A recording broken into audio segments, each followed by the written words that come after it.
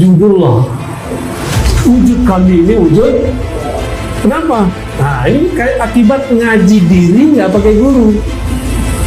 Saya udah ketemu Pak, 2 orang yang zikir begitu, matinya mati suul khotimah. Dua-duanya meninggal di WC dan kepalanya diambil oleh malaikat maut, dibentur itu Pak. Hancur kepalanya. Iblis itu dari ciptaan Allah nggak? Ya. Iblis itu membangkang, tidak sujud kepada Adam karena memandang sujud kepada Adam itu syirik. Gimana?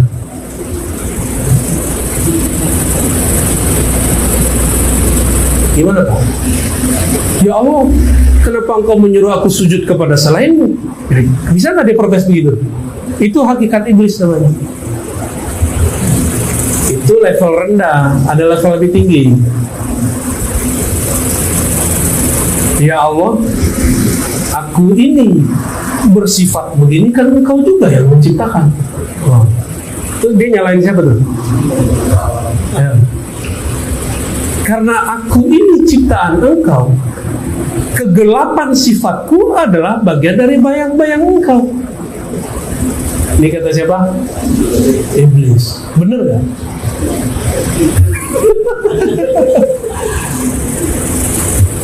Bisa benar, bisa enggak. Yang diomongkan oleh ahli hakikat itu pasti benar. Mau dia iblis, mau dia wali, pasti benar. Bedanya nanti dia jadi waliullah atau jadi wali setan, itu aja. Sama-sama wali Pak, ngomong hakikatnya sama, teorinya sama. Nanti ujungnya apa? Kalau aku ini 4 anasir tubuhku ini adalah nama dan sifat Allah. Qalbuku adalah asma Allah. Ruhku adalah zat Allah. Oh, gawat itu Pak. Berarti aku ini Allah dong. Begitu mereka terjebak. Maka berbicaralah salah seorang mereka dulu. Sampailah kabar itu ke Madinah. Dibawa oleh Syekh Abdul Rauf. Dilaporkan kepada imam, murid dari Imam Kusyasi. Imam Kusyasi sudah wafat. Muridnya, khalifahnya namanya Imam Al-Qurani, Ibrahim Al-Qurani. Itu ahli hadis juga Pak. Apa laporan yang sampai ke beliau? Ditulis di Tanbihul Masyi. Wujuduna wujudullah. Wujud kami ini wujud. Kenapa? Nah, ini kayak akibat ngaji diri nggak pakai guru. Dibaca di lebaran teks, darah itu, air di tubuh adalah sifat hayat. Wah, begitu Pak. Tulang itu sifat nama qayyum.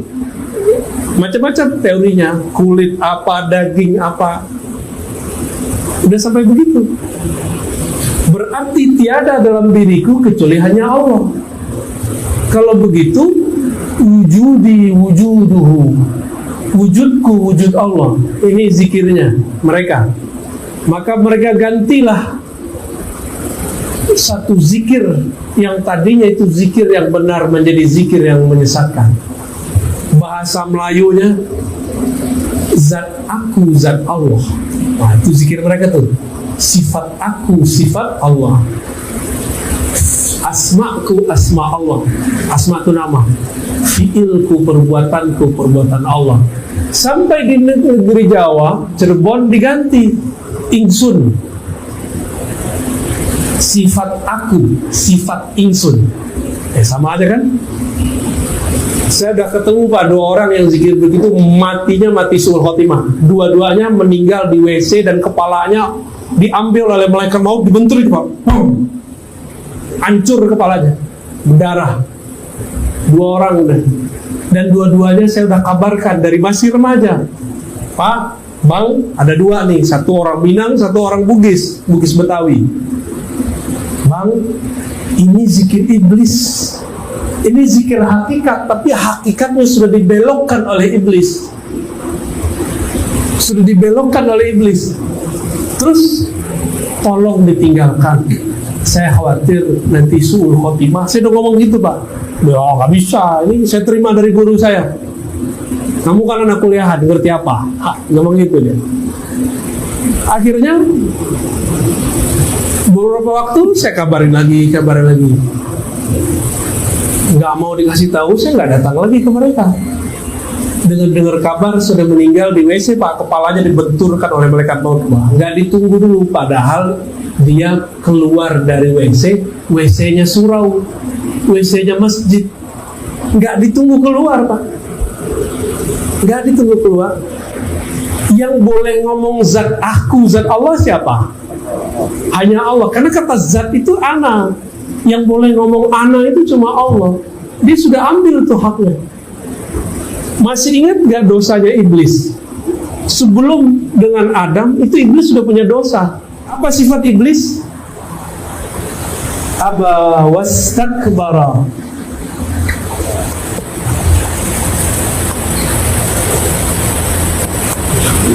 Aba, enggan. Istakbara, kiber itu merasa besar, merasa alim, merasa suci, merasa taat. Nah, gawat tuh. Dulu iblis ketika Banul Jan, jadi sebelum di bumi, sebelum ada manusia, ini bumi nih, anggaplah ini bumi. Di bumi ini sudah ada makhluk-makhluk sebelum jin, itu yang disebut makhluk purba. Setelah habis makhluk purba, Allah ciptakan satu klan namanya Banul Jan. Nah, inilah bapak moyangnya iblis. Banu, anak keturunan Jan. Jadi bapaknya namanya Jan. Yang diciptakan dari yang terang juga, tapi api. Kan ada yang terang cahaya, ini terang api. Mereka jadi jin, tengkar di sini segala macam.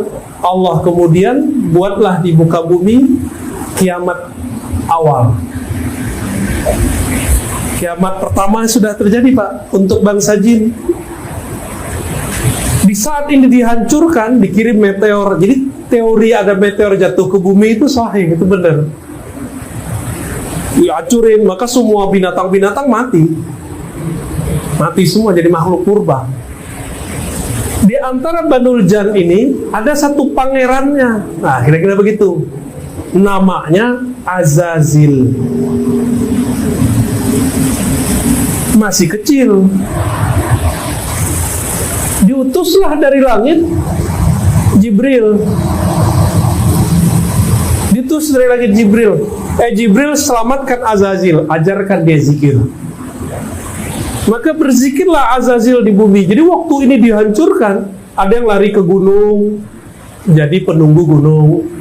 Ada yang lari ke sungai, jadi penunggu sungai. Ada yang ke laut, jadi Ratu Nyi Roro Kidul.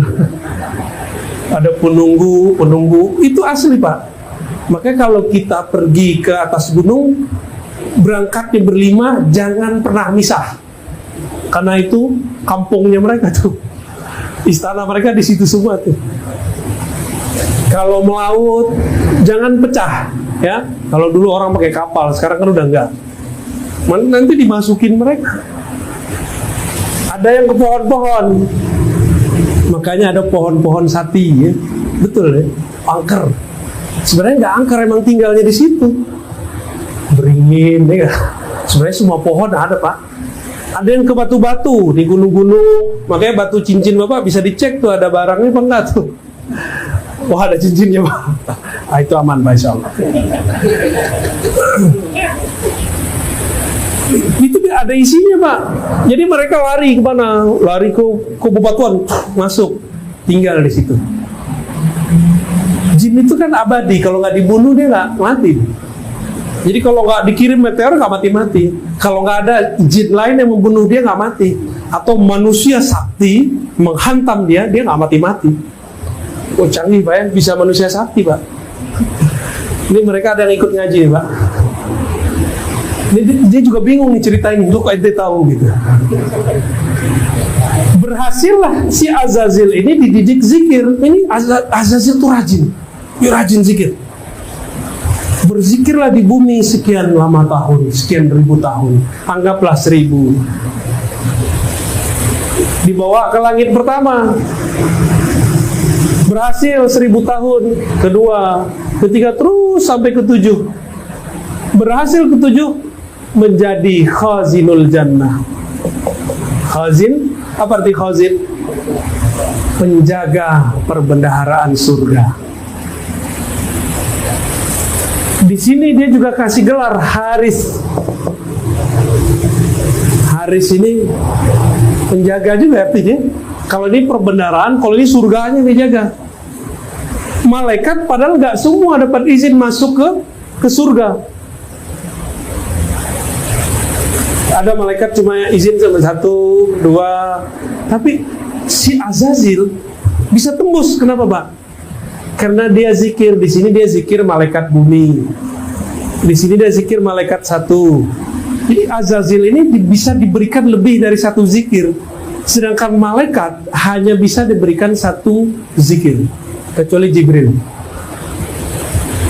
Jadi malaikat tuh kalau dari awal dicipta, dia zikirnya subhanallah, subhanallah, subhanallah. Itu aja dari awal dicipta sampai ya. Kalau malaikat Malik tuh nggak bisa senyum, Pak, zikirnya. Terus siapa kamu? Mukar Nakir sama. Zikirnya Mukar Nakir cuma man robuka, man robuka. Siapa Tuhanmu? Siapa Tuhanmu? Begitu aja zikir. Dia nanti mau yang datang wali nggak wali, dia tanya begitu. Tapi kalau wali ntar dia hormat. Siap Pak Wali, lanjut.